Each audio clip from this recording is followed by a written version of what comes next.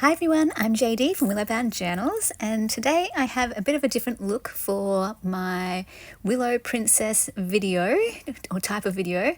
Usually for these Willow Princess videos I film some footage of nature at the beach or a bushwalk or something like that, but today I thought I'd try something a bit different because I have this footage of making a vintage fashion journal that I've been sharing over on my Patreon.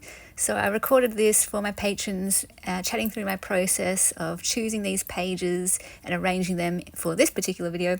So I've just removed the sound for this video, and I am filming a voiceover or recording a voiceover so that I can share a little message from my heart. That's basically what these Willow Princess videos are. It's where I share some words from my heart that I hope are encouraging.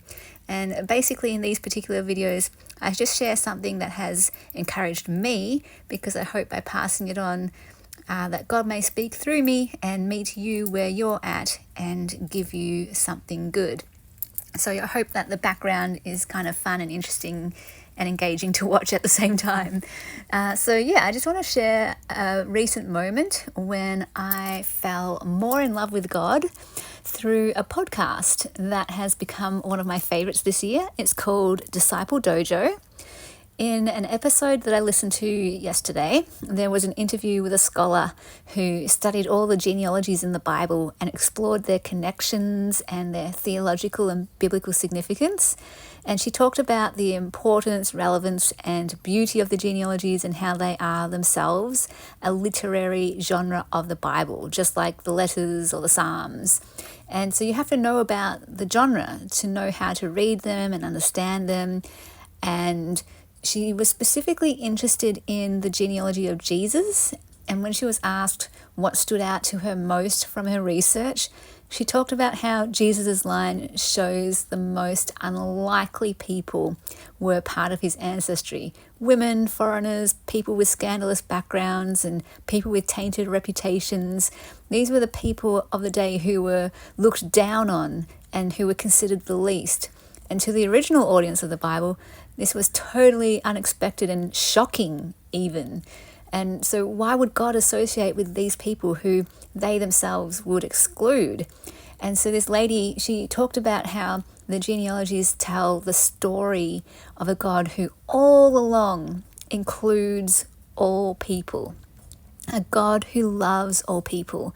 This is the upside down kingdom culture I love, where God does the unexpected, the opposite of what we think he should do based on how we think he is. And, we might expect God to only include the noblest and those people who are above reproach. But no, he makes a point of including the rejected. And as I was thinking about this today, while I was at my local church, I found myself getting teary and I was just so moved because I felt myself falling more in love with God, because I saw with fresh eyes how he welcomes the lowest, the outcasts, the hated, the forgotten. He welcomes these people into his family. And sometimes, this is important because sometimes the Bible presents an image of a God who excludes. Which, side note, we shouldn't gloss over that. That's something to be wrestled over, to struggle with, to engage with.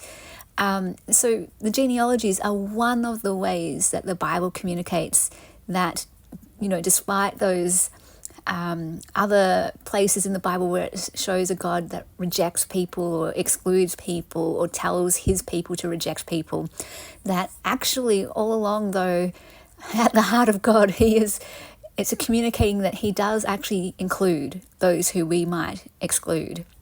And so this makes me ask the question, what is the relevance to me today? What is the point of me kind of being challenged by this? Like, am I challenged by this? And it makes me ask, well, who am I excluding? Because as people, we tend to exclude. Who do I look down on? Who do I forget? Those are the very people that God makes a point of showing he loves and welcomes and includes. So who am I excluding? Sometimes the answer is myself. And some of you might relate to this, because sometimes I can think I'm the lowest of the low, that I would consider myself the outcast, the reject, the forgotten, with a tainted background and a million character and personality flaws. And so this insight from the genealogies reminds me that I am never excluded. There is nothing about me, nothing I have done or could ever do that cuts me off from God and his love, because he has reached out to me and welcomed me. And it's because he loves me as I am. And the genealogies show me I can be and am part of his family, all because of his love, because of his initiative, because of his action, because of his invitation. He invites us to be part of his family, to be part of his story. And I was moved because I love that this God invites all people to be part of his story, and that he especially invites and includes the ones who wouldn't think they'd get an invite. So if you think you wouldn't get an invite, I want to be a voice letting you know you have an invitation. Maybe you've been to a church, or you've been in an environment or a family, or you've been around people who have told you something different that has made you feel like, no, you're not welcome. No, you don't have an invite. Well, the Bible itself shows you do. You do have an invite. And God invites you to be part of his family, to enter his story. Maybe you've heard stories of God that sound like they are more filled with, hate and violence and fear and judgment. And if you have, then I can definitely see why you would want nothing to do with that story, or with that God, or with those people who follow that God. Fair enough. I would run too. That is a reasonable conclusion. And I'm just here to share different stories, the stories that I've heard that maybe you haven't, the stories that make me fall in love with God. This grand story is full of beauty and goodness and kindness and so much love. And I want to be part of this story of love, to enter into it. And the more I hear about it, well, the more I fall in love with God. And it's interesting. I wonder, depending on who you are, where you are, and what stories you're hearing, do the stories make you want to run from God, or do the stories make you want to just let him throw his arms around you and give you a hug? I heard about this story of love through the genealogies, and I never thought I could say that before, because I was like typical, lots of people. I would think that the genealogies were boring. I just skim read them if I read them at all. But now I'm like, oh wow, there's so much depth and richness in them. They show the story of God. If you had nothing else in the Bible except the genealogies, they would still show the love of God. That's amazing. And his invitation. And one more thing about this invitation to be part of God's story. So I love theology and biblical studies. But I'm not all that fast with things like Bible dates or debates about things like evolution versus creation and things like that. Because for me, faith in God is about entering his story of love and letting that shape how I live. And of course, I have opinions about those other topics. But at the end of the day, what matters is, what story am I living? How am I living each day? How am I treating people? How am I treating myself? How do I see people? How do I see myself? These are the more important questions for me. How can I partner with God in his story to bring beauty and goodness and love into the world, and creativity? And on a related note, this is why Bible literacy isn't the be-all and end-all of faith.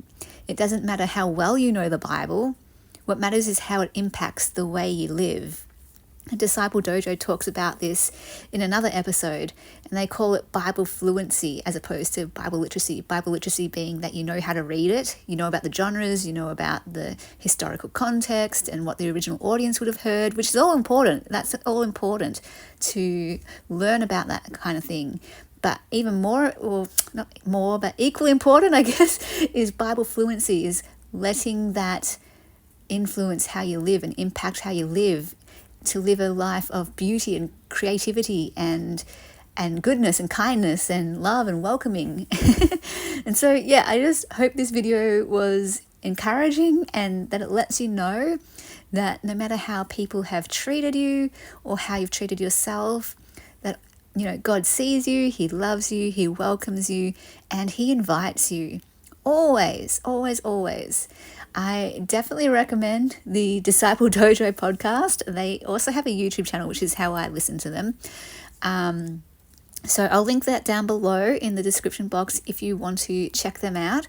I discovered them earlier this year, and it's been such an enriching podcast for me this year. And I just love their approach to faith, where it's about hearing many voices, even if they don't agree, because agreement isn't the goal. Rather, engaging and growing and wrestling together in community is the goal. It's called Disciple Dojo because they say, like, healthy sparring is how our faith is strengthened, when people's aim is not to harm each other through sparring, but to enhance each other, to make each other better through the sparring. And I love this philosophy for all discussion, dialogue, debate, whatever, where the aim is not to bring someone down, to like break someone apart, but the aim is to be together, lifted up in that process, in the discussion, and to bring your questions, to bring your doubts, to bring the things that you struggle with, and to bring the things that you wrestle with in the Bible. Because, you know, they talk about this, the Bible is a complex book. There's so many things that we especially miss because we're not from that time or that culture. So it does take effort to read it, to learn about it, to research it, to dig into it. And the aim is, like they say, the Bible is always meant to be read in community. And that's that part of that's healthy sparring and the iron sharpening iron, and that the growth and the being made better comes from doing it together. And that's where you have like healthy discussion, where you can still disagree at the end of the day, but still love each other and still welcome each other's viewpoints and still work for kindness and love and goodness, even with the differences in opinions and the disagreements. And in fact, to know, like, I always have the philosophy that I know I could always be wrong. I could absolutely be completely wrong about everything I believe. So therefore, I always want to be open, you know, to hearing other people's opinions. And even if I don't agree at the end of the day with them, their opinion is still something that enriches me because it's something different. It's an outside perspective that enhances my overall view, and that I can bounce off of and let it shape me still. Even if I don't agree with it, I can still let it kind of shape me. And you know, so it's all about hearing all the different voices and not being afraid of that, and knowing that it's okay that it's complicated. It's okay that sometimes it doesn't make sense and sometimes it's hard to understand. To not shy away from that, but to engage and to wrestle and do it together in beautiful, loving community. So I am falling more like in love with the Bible this year as well. Falling more in love with God through His Word, and I guess I just wanted to share that love and that joy with you in this video, and maybe, you know, hopefully it might inspire you and make you fall more in love with God through just seeing the Bible with different eyes and seeing God's story in a different way. And this lady that they interviewed, she wrote a book about the genealogies. It's very comprehensive, the only thing of its kind, and that's on my wish list now. It looks amazing. She came from a taxonomy background, she has a science background and was a taxonomist. So for her, it came naturally and easily to find connections between the names and to organize all that detail. And yeah, the book looks absolutely amazing. And I kind of want to go through the genealogies myself now, because I had a phase where I wanted to be a taxonomist back when I studied zoology. And I did a subject called animal diversity where we looked at taxonomy. I was like, I love taxonomy. There was a moment in my time where I thought I might want to be a taxonomist. Anyway, so I love, they mentioned like the great thing as well is about the body of Christ, how we all have different passions and we all have different skill sets. And this lady was a taxonomist, and different people with different science backgrounds in different areas, maybe like geology or archaeology or whatever, it all comes into it, botany, zoology, and the arts as well, and like therapy, psychology, psychologists.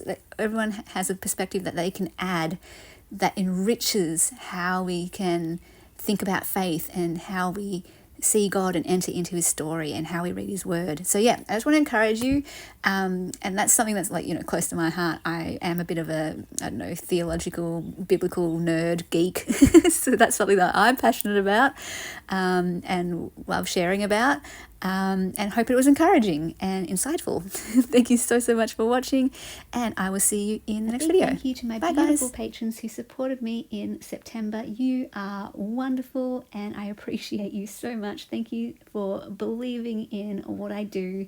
If you would like to become a patron, my Patreon website is linked down below in the description box, and that's where you get access to all my extra videos, including the monthly Making a Journal series videos, plus all my printable kits from my Etsy are on my Patreon for the rubies.